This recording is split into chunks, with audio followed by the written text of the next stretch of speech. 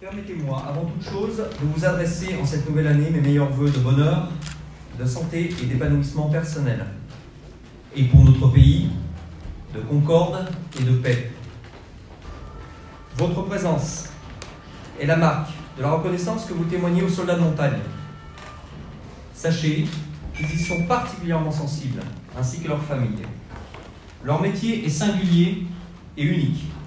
Il exige d'eux beaucoup de disponibilité, de temps passé en dehors du domicile familial, expose leur vie en opération et les met en situation d'ôter la vie à autrui. Si je devais retenir un mot-clé qui nous parle à tous ce soir et qui nous serve collectivement de fil conducteur pour 2019, c'est le mot « unité » que je retiens.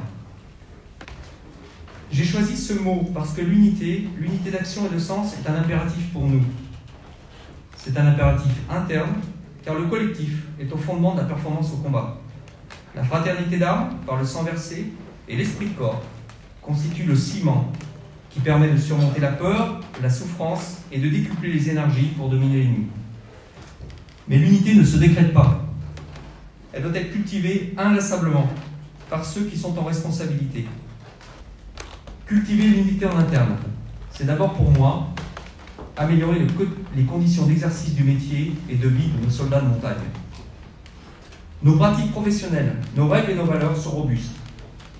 Mais nos jeunes et nos moins jeunes et les familles sont sous tension par la conjonction de l'indisponibilité, de l'enchaînement des missions et des conditions de vie et de travail parfois dégradées. Si nous recrutons sans trop de difficultés, nous fidélisons insuffisamment. Nous devons impérativement atténuer ces tensions et mieux compenser les suggestions.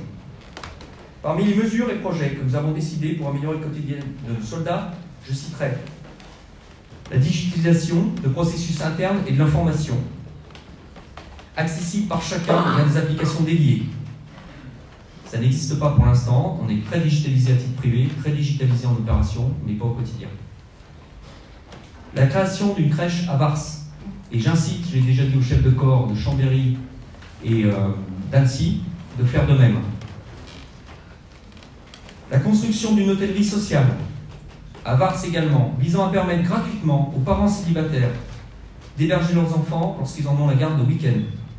Ce type de structure est déjà opérationnel à Annecy et à Chambéry. La mise en place de consultations de kiné-ostéopathes gratuites pour nos soldats, ça n'existe pas encore. Et le transfert partiel ou total de notre centre de formation initiale actuellement à Gap, qui est inadapté et que nous envisageons d'installer sur le camp de Chambaran, qui sera rénové pour l'occasion. Ma seconde ambition concerne l'approfondissement du lien qui unit les soldats de montagne à la société civile, partout dans les Alpes et plus particulièrement ici à Grenoble.